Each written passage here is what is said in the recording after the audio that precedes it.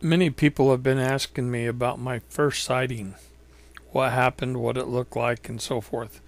Basically, they wanted to know what got me started in the business.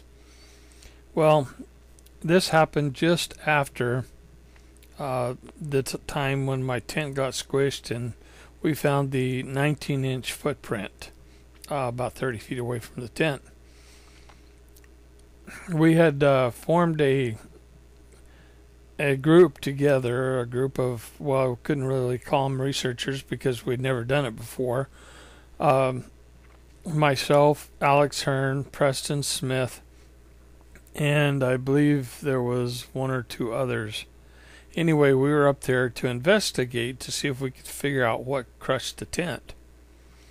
And so we were riding around in the vehicles, and we went up to the top of this mountain.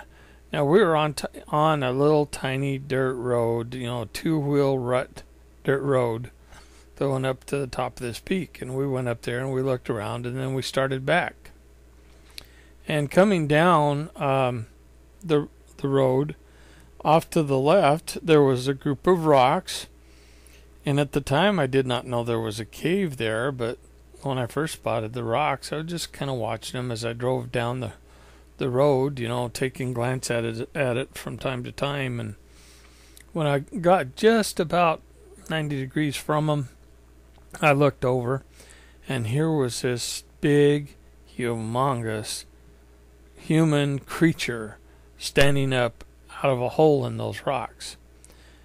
It looked, at the time, it didn't look too out of place because there was nothing to compare it to. But the thing that struck me was it had long hair from head to the hips where I could see it. It was standing there like it came up out of a hole, and its hair was kind of a lighter brown color, and it was very well groomed.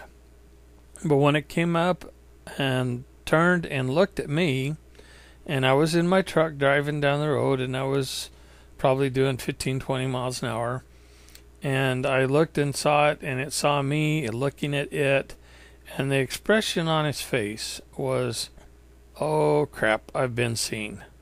And then he took off running. Well, Preston was sitting right next to me, and of course I jammed on the brakes and tried to get the truck in reverse to get back to look at it before it could disappear. And the whole time Preston thought that the Bigfoot was in front of us, so he was looking for where it could be instead of out my side window. So I got the truck in backed up and was looking, but by that time it was gone. Now the other people, Alex Hearn and those guys in the other car, didn't get to see it because they were too far back. And if you've ever seen this country, it is so thick and it's so easy to disappear. So when I told Preston where it was, he jumped out of the truck and he takes off towards, him and Alex actually take off towards the cave.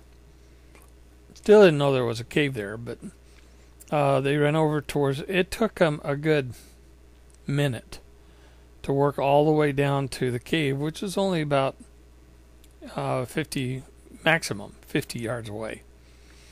And I had Preston stand there, and he told me there was a cave there.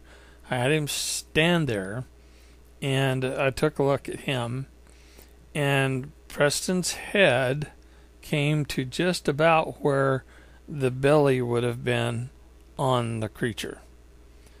And Preston is 5'6", 5'7". Anyway, so that put him, we were able to measure that.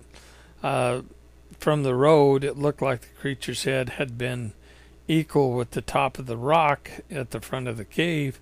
So we measured from the ground up, and it was well over 8 foot tall.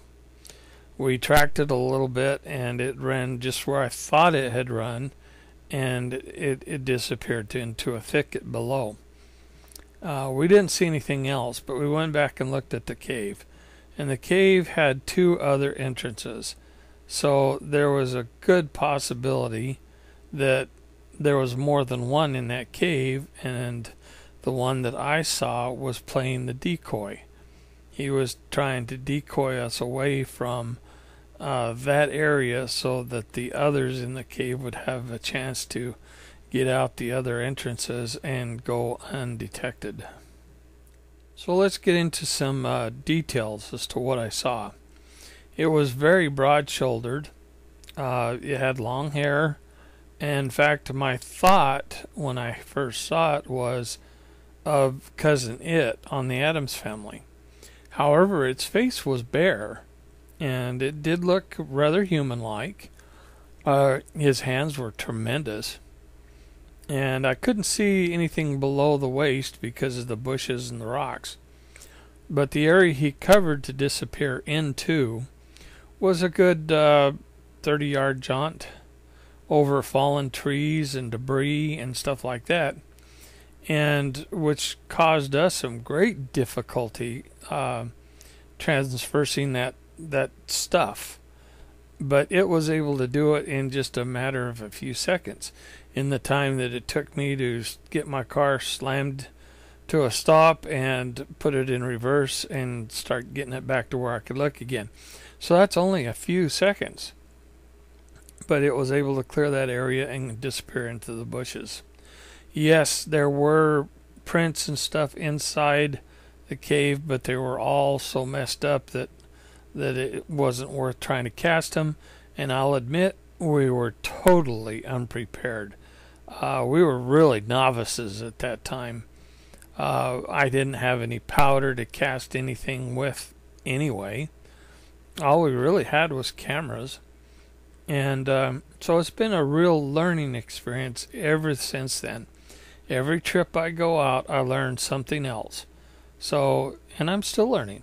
It's a learning process.